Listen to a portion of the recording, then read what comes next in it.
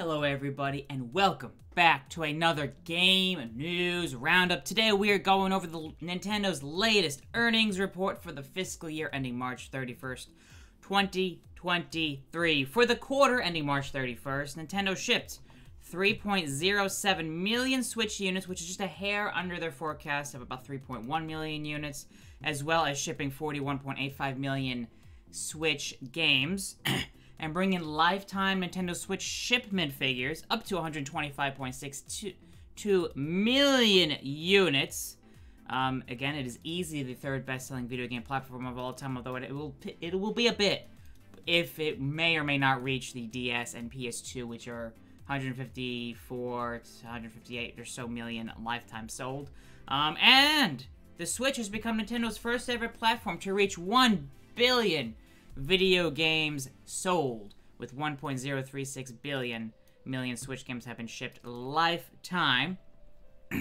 And breaking down the 125.62 million lifetime shipment figures for the Switch, it has shipped 49 million units in the Americas, so North and South America combined, 32.58 million units in Europe, 29.59 million units in Japan, and 14.44 million units in the rest of the world. Excuse me. And the regular Nintendo Switch model accounts for 89.58 million units of the 125.62 million Switch shipped worldwide. The Switch Lite has shipped out 21.02 million units, and the Switch OLED accounts for 15.02 million units. And in the most recent quarter, the Switch OLED was by far the majority of Switches shipped for the quarter. So the most of the Switch sales now are the OLED model. And the Lite is by far the smallest chunk of the main three Switch models. And Nintendo's forecast for the next fiscal year, or the current fiscal year that we're in right now, which ends March 31st, 2024, is at 15 million units. If Nintendo is able to hit its forecast, it will bring lifetime Switch shipment figures to 140.62 million units at the end of March 2024, and this would be 13.4 million units behind the lifetime sales of the Nintendo DS at about 142 Actually, let me just grab the number real quick. 154.02 million units lifetime. Does there enough gas for the Switch left? If Nintendo hits its forecast, there's a good chance, especially if you think, yeah, sales will keep declining, but you think it'd be around for another 2 or 3 years beyond that. But also, it depends how quickly Nintendo moves to the Switch Successor versus... with Switch Successor comes out, whether it comes out March 2024, holiday 2024, maybe March 2025, or even later, potentially. That's the big question mark. And how quickly does Nintendo want to transition from the Switch to the Switch Successor? Is it going to be a pretty quick transition, or is it going to be over a couple of years, especially with how well the Switch has sold so far? And Nintendo, for the 12-month period, again, for the fiscal year, net sales were down 5.5% year over year to 1.6 trillion yen, or $11.88 billion US dollars, and operating profit dropped 14.9% to 500 billion yen, or 3.74 billion US dollars.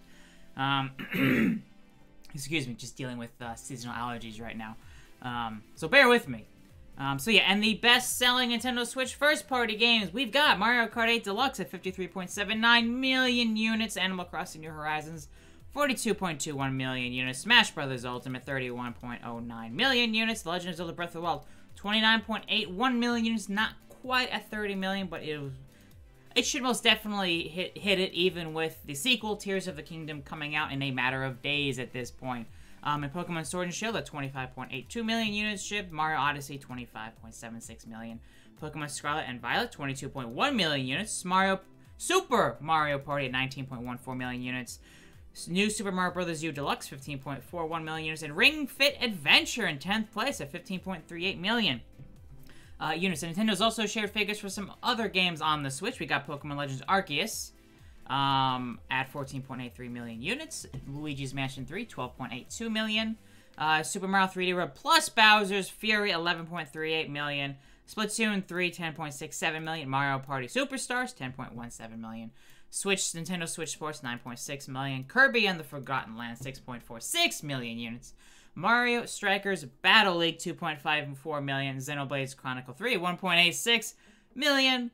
Fire Emblem Engage, 1.61 million. Kirby's Return to Dreamland Deluxe, 1.46 million. Metroid Prime Remastered, 1.09 million. and Bayonetta 3 at 1.07 million. And these, again, are the latest Switch sales that Nintendo has revealed for games on the Switch. That also means Breath of the Wild here does not include the Wii U version of Breath of the Wild. A couple other things. Nintendo president, in an earnings call with investors, did say his 15 million forecast can be a bit of a stretch, and the forecast does not include any new or upgraded hardware at all. So, if there are new hardware or new, if there's a Switch, another Switch revision, or whatever, this is not factored in, or a Switch successor. That is not factored into its 15 million forecast. So his direct quote, sustaining the Switch's sales momentum will be difficult in its 7th year. So yeah, I mean, 15 million is fantastic if it is able to reach that goal forecast. For how old it is the main thing. Our goal of selling 15 million units this fiscal year is a bit of a stretch, but we will do our best to bolster demand going into the holiday season so that we can achieve the goal. How can they bolster demand? Obviously every year they've been doing a Mario Kart 8 Deluxe bundle for the Switch. Maybe do a bundle that includes, say, Mario Kart 8 and Mario Odyssey, maybe? Or Breath of the Wild and Tears of the Kingdom bundle, or, as some people suggest, maybe an actual Switch price cut, because the Switch has never seen an actual price cut.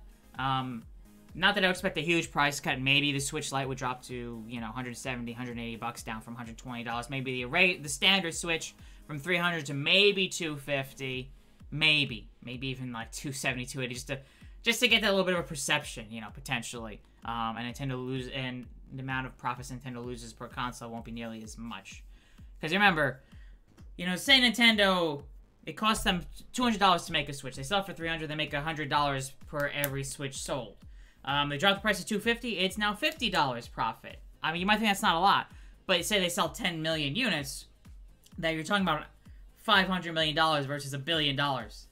There's a big difference there, So yeah, and again, as I mentioned, Nintendo was able to hit its forecast. Shipment figures be 140.62 million units, 13.4 million units behind the lifetime sales of the DS. Again, we'll be keeping an eye on this to see how well it does over the next couple years. Maybe there's enough into it to pass the DS. It's going to be close. It's going to be close one way or the other. It's likely, the Switch is likely going to get anywhere between 150 to 160 million lifetime. Likely. I'm not saying 100% certain, but most likely is where it'll end up. But we'll see how things go.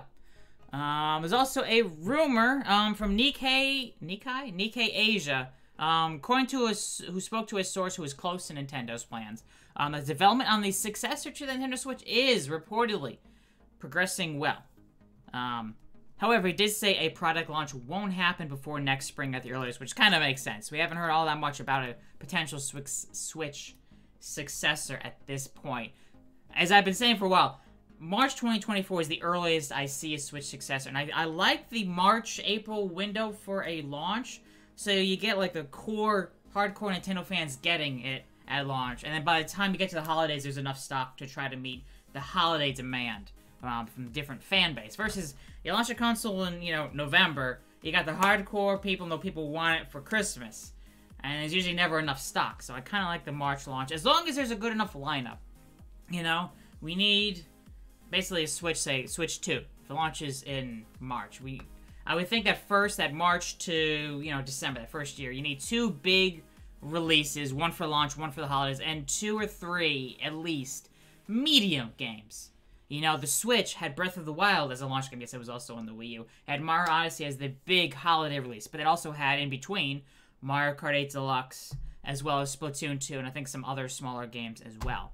So I think a Switch successor would need, I don't know, maybe the next 3D Mario game, either for its March launch or for the holidays, and then something else as well. And I would think Mario Kart 9 as well, I think would be a good idea to get launched in that first 9 months if it does come out in March. And then I know there's always Pokemon. We're going to get a mainline Pokemon game, but I feel like that would be for the second holiday, probably for a Switch successors. Most likely, we'll see. Because I believe it was a Pokemon Let's Go Pikachu and Eevee came out on the second holiday of the Switch. Correct me if I'm wrong, but I'm pretty sure that's when it came out. But I digress. That's what I'm thinking. I know, what do you guys think on how well Switch is selling right now? Do you think it's going to top the DS or the PS2? Do you think it has a chance? Let me know in the comment section down below. And what do you think about a Switch successor? When do you want it to launch? When do you think it will launch? And what games do you think will be in that launch window? See if it's March, what will be like that March release, maybe somewhere in between, and the big holiday release. What do you know? What do you think? So anyways, let me all know in the comment section down below. Thank you all so much for watching. Hope you enjoyed today's Game News Roundup, and I will see you all next time.